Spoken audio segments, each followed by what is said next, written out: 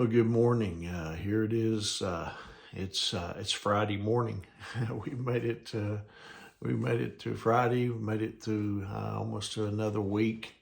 We're on the threshold of another weekend.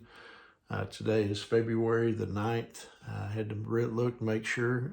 Anyway, today's the 9th. And anyway, I hope that you had a great Thursday. I hope that maybe you were able to maybe start, working toward, getting ready for the weekend, kind of finish up maybe some projects that you have going, and, whatever the case may be. Now here we are. God has, he's blessed us with the breath to breathe here on this Friday morning. He's still got us here for a purpose. And anyway, hope you're ready. Hope you're doing well, and hope that you're well rested and ready to tackle the opportunities that God has given us with this fresh new day. This morning, I want to share a devotional with you entitled "Contentment is Learned." Often we think that contentment comes from what we have. We might even say, well, if I just had this, then I would be, content. Or, if I were a bit, more intelligent, or, if I were a bit better, maybe a little better looking, or, if I were a little more successful, or, if I had maybe a bit more money, then, whatever. It's a never ending pursuit of, something that's always just beyond, our grasp. Yet in Philippians chapter 4, in verses 12 and 13, the Apostle Paul, he revealed the secret of contentment. He said this: "I have learned the secret of being content in any and every situation, whether well-fed or hungry, whether living in plenty or in want. I can do all this through him who gives me strength." See, Paul, he was in prison, when he made this, he made that statement. When he was writing that, he didn't receive his contentment, from a theory in a classroom. It was from the school of life. He had experienced, pleasure and pain, health and sickness, strength and weakness, wealth and poverty. To some, he was a hero, and to others, he was a villain. But he was someone who had found complete contentment.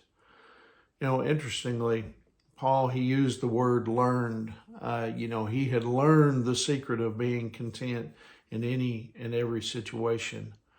You see, in the original language, it was a word that the pagans generally used at a time to refer to some special attainment, or, an invitation into some hidden truth. Now, he used their word to essentially say, I've found the hidden truth. I've found the secret of contentment. And what's more, the word Paul used for, content means self-sufficient. Therefore, in the context of this epistle, Paul was speaking of, the sufficiency in Christ. He was saying it doesn't matter where I am. I am content. I can be at the bottom of the bottom, and I can be content there because it's all about my relationship with God. Now, contentment, it isn't based on what we have. Listen, it's based on who we know. Hebrews chapter 13, verse 5, it says this: "Don't love money. Be satisfied with what you have. For God has said, I will never fail you. I will never abandon you." We often will quote the latter part of that verse, but let's also consider the entire statement here. God is saying, be satisfied with what you have, because I never will fail you. I will never abandon you. You see, God will be with us, no matter what we face in life. And I find great assurance in that he makes that statement to us. See, that's where we find our contentment. It's as the psalmist David wrote in Psalm 23, verse 1. He said, "The Lord is my shepherd. I have all that I need." You see, if the Lord is really is your shepherd, then you will find satisfaction, and you will find fulfillment, in him and him alone. Therefore, if God blesses you with a lot, just thank him. And if you don't have as much as you would like, recognize that your contentment comes from a relationship with him. See, Paul's contentment, it came because of his close and intimate his fellowship, with Jesus. And this lifted him above his circumstances, and it gave him the strength to deal with whatever came his way.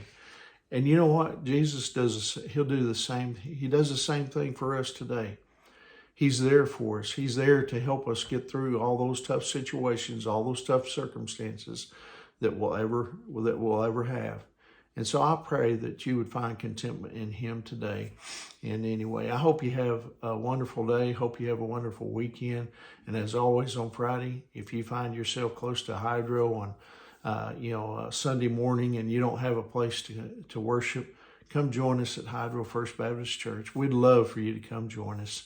But anyway, remember, Angie and I, we love you guys and we're praying for you. And Lord willing, I'll see you soon. God bless you.